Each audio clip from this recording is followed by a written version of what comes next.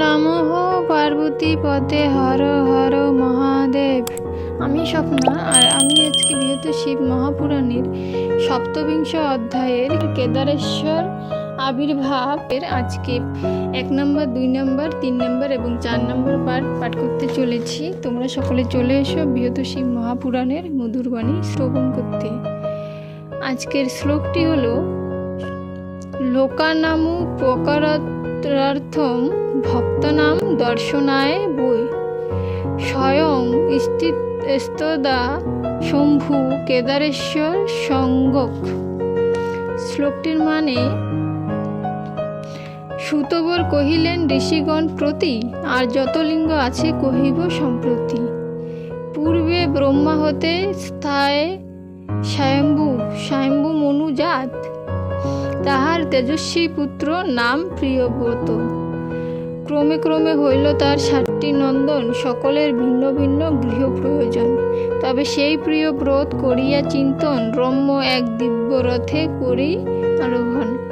সুমেরু গিরির চতুর্দিকে পুনঃ বেগে সপ্তবার করিলেন প্রদক্ষিণ। এই রূপে সপ্তদ্বীপ হইল সৃজন, এক এক পুত্রে তাহা করেন অর্পণ। রথচক্র ঘর্ষণ বশত যেই গর্ত, 7টি সাগরের তাহা হইল পরিণত। এই রূপে সোসাগর সপ্তদ্বীপ জাত, এক একজন তাতে কইল আধিপত্য। আগ্নিধ্র নামেতে জ্যেষ্ঠ নন্দন তাহার, জম্বুদ্বীপে সুখে করে প্রজার বিস্তার। অতঃপর নাভি নামে তাহার নন্দন, সেই রাজ্য মন সুখে করেন পালন। ঋষভ নামেতে তার তনয় বিখ্যাত, অতঃপর তাহার নন্দন 100। বৈরাগ্য বশত তার 10 জন পুত্র, মহাযোগী হইলেন জগৎ বিখ্যাত।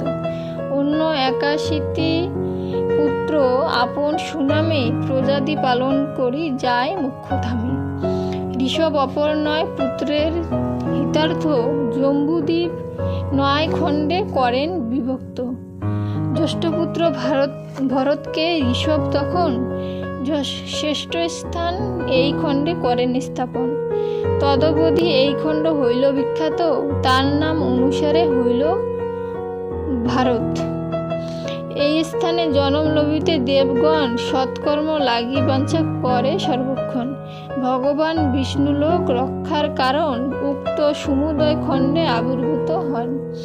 যে যে রূপে যে যে খণ্ডে হন আবির্ভূত, শাস্ত্রাদিতে সেই সব রয়েছে কীর্তিত। তাহার মধ্যতে এই ভারত খণ্ডেতেই ভগবান বিষ্ণু বদরিক আশ্রমেতে নরনারায়ণ রূপে লোকহিত তরে, তবে নিমগণ রয়েছেন নিরন্তরে। সেই বদরিকাশ্রমে হিমাদ্রি পর্বতে এক সিংহ অবস্থিত কেদার নামেতে একদা শঙ্কর দেবদেব পঞ্চানন তাহাদের তপস্যায় সুপ্রসন্ন হন। তখন পার্থিব লিঙ্গে হয়ে আবির্ভূত তাহাদের সম্মুখেতে হন উপস্থিত। দিব্য দেহে কহেন, হে নরনারায়ণ, আপনাদিগের তপে আমি প্রীত মন। কিন্তু আপনারা সদা পুণ্যকাম হন, সর্বশ্রেষ্ঠ সর্বপূজ্য হন সর্বক্ষণ। তাহলে জগতে এই তপ আচরণ আপনাদিগের কোনো নাই প্রয়োজন। তথাপি পূজেন মোরে হয়ে ভক্তিযুক্ত,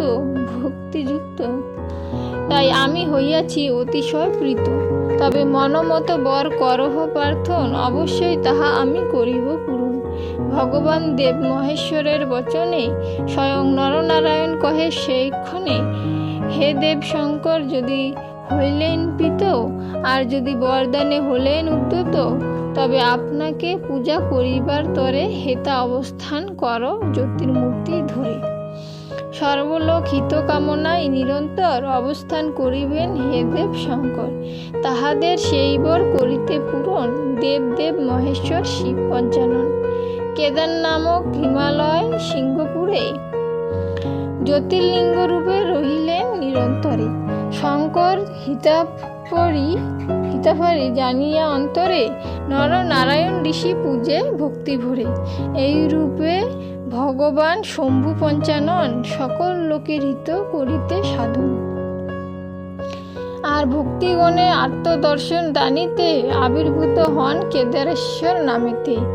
যতেক দেবতা সনাতন ঋষিগণ বদরিকাশ্রমে তারে করেন পূজন।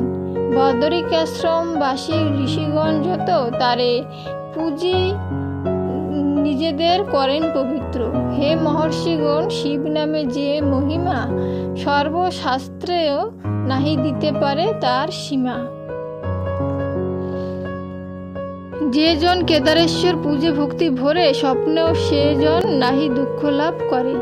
হরি রূপাঙ্কিত তথাকার যে বলয়, সে যে বৈষ্ণব নিজ হস্তে ধারণ করয়, সেই জন হরমূর্তি হইবে নিশ্চয়, তাতে কোনো রূপ নাহি রয়েছে সংশয়। যে জন বদরিকাশ্রমে করিয়া গমন, কেদারেশ্বরের মূর্তি করয়ে দর্শন, সকল প্রকার পাপ হতে সেই ক্ষণে মুক্ত হইয়া জীবমুক্ত হইবে জীবনে। জীবনমুক্ত হইবে জীবনে। নরনারায়ণ মূর্তি তথা বিরাজিত, তাহার দর্শনে মুক্তি জানিবে নিশ্চিত। পুরাণের কথা হয় পরম পবিত্র, শ্রবণে পাতক নাশ ব্যাস বিরচিত। দিন ভক্তদাস গায় শ্রী শিবপুরাণ, পাঠ বা শ্রবণে হয় বিকশিত জ্ঞান। জ্ঞান সংহিতা সপ্তবিংশ অধ্যায়ে কেদারেশ্বর আবির্ভাব কথন এখানেই সমাপ্ত হলো। তো সকলে অবশ্যই চেষ্টা করবেন বৃহৎ শিব মহাপুরাণের এই মধুরবাণী শ্রবণ করার বা বৃহৎ শিব মহাপুরাণ পাঠ করার। আজকে এখানেই সমাপ্ত করছি। সকলে ভালো থাকবেন। ধন্যবাদ।